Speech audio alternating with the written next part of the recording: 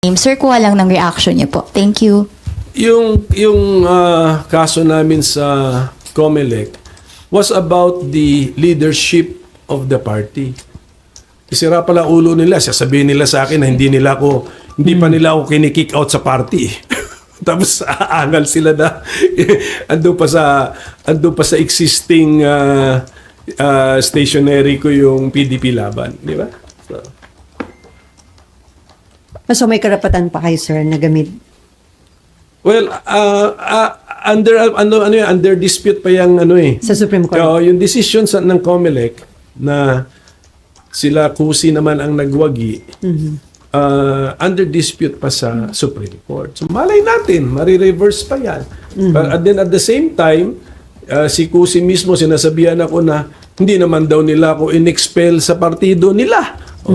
Ayoko lang makasama sila. Pero hindi nila ako in-expel. So, bakit aangal ngayon sila kung gamit ko pa ang PDP laban na partido ko namang tunay yan, partido ng father ko, at ako nagbumuhay niyan hanggang sa time ng kaso ng COMELEC. Sir, sinabi rin po nila na refrain from misusing the name PDP Laban and misleading daw the Filipino people about your current party affiliation kasi daw po nag-transfer na kayo sa nationalista.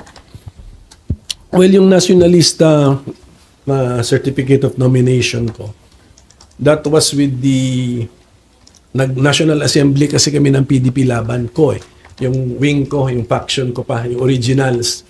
Nag-National Assembly kami and they gave me permission as well as si Senator Manny Pacquiao na for purposes of the May 2025 elections, we can use another party's corner.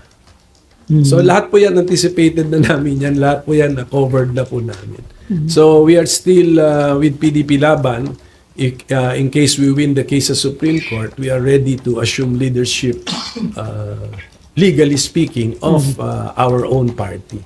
So, sir, But in the meantime, yung paggamit namin ng other parties CONA, allowed by our original faction of the PDP Laban in a National Assembly, very specific, plus alam din po nung hosting party. Alam po. So, sir, you are running under what party? Ngayon, Nationalista Party. NP. NP. So, yung PDP na ginagamit nyo, PDP Laban, yung kanilang mga senatorial candidates, hindi nyo ini-endorso? Hindi. Hindi namin in-endorse yun. May kaso pa kami Supreme Court. And then, anong dating sa inyo, sir, nung mga nagiging parang patutsadahan, batikusan yung remarks ni former President Duterte na patayin yung 15 senador para makapasok yung kanyang pambato sa senatorial race. Anong dating sa inyo, sir, noon? Delikado yung mga ganong salita. Sana i-discourage na yun. Although sabi ko, paubayan na natin yan sa mga investigators kasi pwedeng ang pasok talaga yan din sa sedition ba yun? When you call for violence against government officials, pasok kasi yan sa definition ng sedition. So, paubayan na natin sa DOJ, sa NBI, if they feel na in the totality of the circumstances, may kaso ba o wala. Pero, natin yan, i-discourage natin yan. Mahirap yung sasabihin, joke lang. Kung mag-research kayo ngayon, may kaso ngayon sa Australia. Yung may dalawang nurses na of Arab origin, nag-anti-Jewish sentiment sila sa online. Ngayon, binabalikan sila, sabi nila joke only. Ang sabi ng mga Australian law enforcers doon at saka government officials, hindi pwedeng bayaan natin itong mga ganitong delikadong mga pananalita na calling for suit. Pero the mere fact na dating ang Pangulo, dapat hindi natin inaasahan yung mga ganong pananalita sa kanya. Ayun na nga. Pero nung Pangulo siya, madalas din natin marinig yun.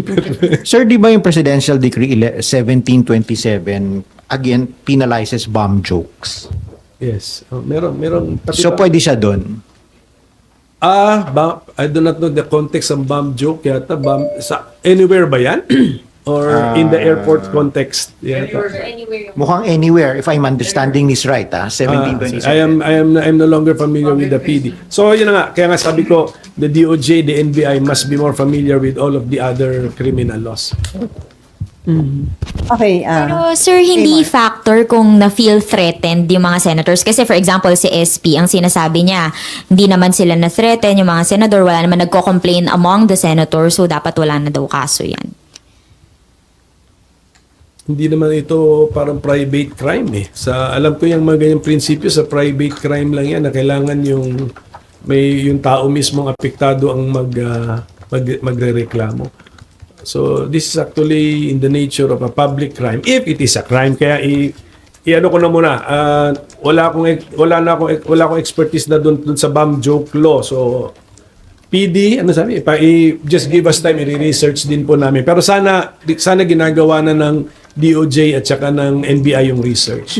So, bagamat sabi niyo, dapat dinidiscourage yung ganung mga statement, pero knowing the former president, hindi po kayo na-threatened sa ganung pahayag ng dating Pangulo? Hindi ako threatened na sinabi niya. Ang problema kasi is may mga followers siya eh. May danger, sir. Malay mo, hindi nila alam sa yung iba, hindi joke yun. Sir, nagsabi na po kasi NBI na hindi naman nila iimbestigahan. Hindi ko na ima-micromanage ang NBI. Kung ayaw na ng NBI, so be it. So be it. Pero sir, yung mga negative campaigning, according kasi kay COMELEC Commissioner George Garcia, under Omnibus Election Code, parang inaalaw yon. Do you think it's about time i-amend ang Omnibus Election Code para Ganito. ma-dissuade na yung mga negative campaigning? Yung positive, ito nga, napansin ko na yung negative campaigning noon pa, kaya research ko na yan noon pa, mga 3 elections ago pa o 4 elections ago. Yung positive campaigning, kailangan mo identify sarili mo, di ba? Kunyari, lalagay ka ng ad o maggagawa ka ng mga printed materials, paid for by, paid for, then the candidate paid by, then the payor plus the name and address. Dapat ang negative campaign ganun din. Kung sakaling ipi-place ang mga negative campaign, kasi tama siya, pagbasa ko rin ng election code doon, allowed. But, ang problema nila, pinapayagan nila yung mga pailalim na tira eh. Na dapat, pag may negative campaigning ka, ilabas mo na rin. Dapat nandun, paid for and paid by. Pero malabo yung paid for, siguro paid by. Kasi it's against a candidate. Ilabas. Dapat hindi pwedeng nakatago. Because it is actually allowed. So, okay lang na allowed yun, sir. Pero proper na negative campaign. Wag botohin si pwede yun. Pero wag yung mga chismis or whatever, libelous. May kaso ka pa rin. Okay. JC. Hi, Sen. Good morning po. Other topic lang po. Yes. SC sets or oral argument on Maharlika Investment Fund po. Sir, Sen, nakatanggap na po ba kayo ng kopya po ng SC Reso with regard po dun sa oral arguments po? Mahal. Yung council namin, mag-meeting na kami. Nakita ko na, nabasa ko na rin yung gusto nila mga topics na i-discuss. Okay. Any other question? Okay. Ma'am. Sir, ano na pong update dun sa kaso po ninyo sa Marikina? Okay. Ang case naman sa Marikina, hindi naman ako yung affected, di ba? Kasi Oo, yung kalaban ninyo. ang na-disqualify si Mayor Marcy Teodoro ng division. So I think he has appealed it sa MR, ang tawag dyan, motion for reconsideration, which is treated as an automatic appeal sa NBank. So it's pending sa NBank. Siguro bumibuelo lang ang NBank kasi may dalawang nag-retire eh. So may dalawang new appointees. So bigyan din natin ng time yung dalawang new members na acclimatize. Sir, paano yun kung nakalagay na po siya dun sa balota? Okay lang po yun. Actually, it's safer na nandun ang pangalan kasi mas madali na yung if you are disqualified, sasabihin lang ng COMELEC, we will not count. We will not count your votes, or even if your votes are counted, they will not be given any effect.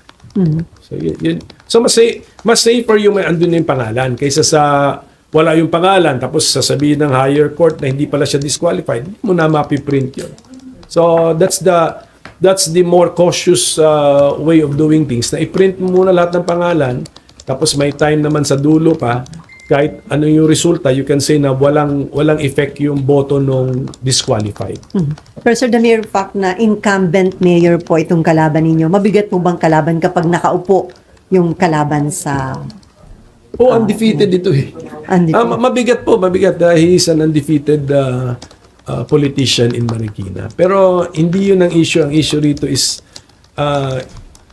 in running for as a member of the House of Representatives, hawak pa ba niya lahat ng qualifications? Kasi he did something, he moved to another district. Yun eh. He moved his registration to another district. Yun. So pagbalik, na-violate na yung 1-year residency requirement. So anong plano niyo? Paano niyo dadalhin sir yung kampanya niyo? Considering na ang kalaban niyo nakaupong mayor ng Marikina.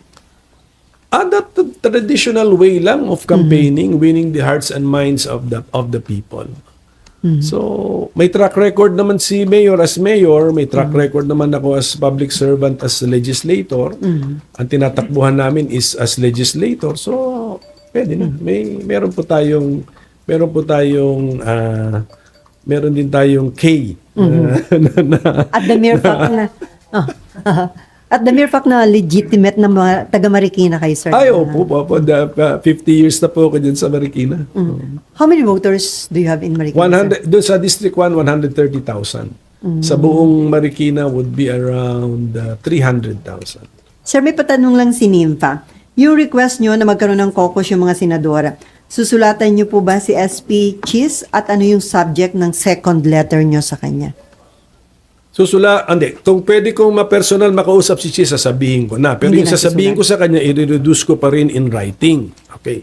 So mag-request ako ng caucus para ma-explain niya yung position niya sa mga senators, pabigyan niya rin ako ng time, explain ko yung position ko. So yun po yung laman ng aking second letter sa kanya. So, sir, hanggang ngayon, wala pang initial response si SP do sa unang letter nyo sa kanya? Wala pa no in writing. In writing, pero nandun na yun. Sinagot na sa yata ako sa press con. Kaya So, ganun na lang. Magsagutan na lang kami sa media. Pero kung nandito siya, sir, kakausapin niyo Oo, personally. okay naman kami ni SP Cheese. SP, andito ka ba ngayon? Pag-akyat, same floor naman kami. Di, bandahanan ko na siya. Okay, any na. additional question? No more? Okay. Ay. Oh, Sir, there's a new PCO secretary. Ah, yeah. Do I understand you? Other staff, dati mong staff. What do you mean? tinext ko nga siya eh. Sabi ko, ginulat mo naman ako rito. Hindi ko alam na. Si Cesar, kaibigan ko rin yun. Kumpare ko yun. Kasama ko sa National Youth Commission si Cesar. Pero, sure na ba yun? Is that confirmed already? Si Jay? Cesar Chavez already announced. Na si Jay na is the answer. Knowing Jay bilang dating staff, is he qualified for that position? Yes, of course. Kilala nyo rin si Jay, di ba? You know him, and then you work with the giant media company, and he's also Ilocano. Di ba? So you think that was a factor? But I don't think so, kasi si Cesar naman sa Bicolano. So, hindi. It wasn't a factor, pero he's qualified, si Jay. Sir, may implication ba yun? Yung madalas na pagpapalit ng PCO? Parang may problema ba? May Baka mahirap i-manage ang opisinang yan. Hindi ko alam eh. Wala akong personal knowledge sa politics ng mga ng media eh. So baka mahirap patakbuhin yung opisina na yan. Kasi actually ang PCO kasi parang pinagsasamang iba-ibang, 'di ba? Napansin natin sa budget process yan eh. Iba-ibang mga opisina pilit na pinagsasama sa isang departamento. So, I hope si Jay can do it with his pleasing personality. I-PR niya lahat yan, pagtsagaan niya lahat yan. So, hintayin na lang natin. We wish him all the best. No? And then the new, DOTR secretary, sir. Sa tingin nyo madaling makakalusot yun sa CA? Sa Si tingin ko. dating staff din ng mga dating staff. Nila Alan naman yan. Yeah, so basta alam ni Vince yung pinapasok niya. I mean, ganun din yan. Parang same nature like a PCO yan kasi iba-ibang air, rail, land, water, transportation, sea. Iba-iba rin. So iba-ibang disciplines. So we wish the new members of the President's Cabinet, we wish them all the best kasi isang bansa lang naman tayo. So we want our government to succeed because our country will also benefit and our people. So, Ay sir, starting today, in-implement na yung National Food Emergency ba yun? disposal, the movement of those nakastock. Pamigay na yan or ipamigay or ibenta na yan at very affordable prices habang ano pa siya, pwede pa siya sa fit for human consumption pa. Pero ito lang po yung aking bigla ko lang itong naisip eh. Yung presyo ng bigas sa merkado, hindi ba parang artificially high din siya? Bakit ko nasasabi yun? Marami mga pinamimigay na bigas eh. Pinamimigay yung mga bigas. Tingnan niyo yung mga politiko. Ano mga pinamimigay nila? Bigas. Aha. Ibig sabihin nun, marami sigurong supply ng bigas. But how come the market prices are still high? High. Dapat yan pababa. Kung maraming supply. Binibigay na nga eh. So, I hope that the DA will take a look into So may this. nagsasamantala, sir. Hindi ko nga alam eh, but there's something wrong. There's something wrong. Dapat yan naturally, kung talagang free market forces yan, dapat yan bumababa. Kasi ang pinamimigay na po ng mga politiko, puro bigas. Therefore, ang daming bigas. Sir, wala bang danger na yung ilalabas ng NFA na nasa mga warehouse nila, bilhin din naman ng ilang mga unscrupulous trader at siyempre mababa nilang mabibili. Oh, no, yan, iba na yan. Bantayan na lang ng mabuti. Yan na, ginagawa natin lahat ito to release the stock na nasa NFA warehouses para mabenepisyuhan ng ating mga kababayan. Oh, yan, DA na yan, dapat DA. Tapos, when we free this space sa warehouse, may pera tayong binigay sa NFA to buy now from Filipino farmers. Yun yung new stock. That's the idea. Ang ultimately, pinapabenefit natin Filipino farmers and the Filipino consumer. Dapat ganun. So dapat ang DA has to do something about the discrepancy na binanggit niyo. Na daming bigas pero yung Daming bigas. Mataas ang presyo. presyo napakataas. Nataas ang presyo. There's some, I mean, unless na-overstate ko yung observation ko, but that is my observation. Pinamimigay na po ang bigas.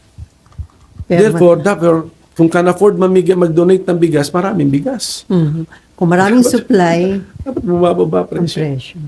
So ito sir, ano to, trabaho ng DTI. DTI and DA also. DA, kasi yung mga import sa DA. Okay, no more? On that note, marami pong salamat sa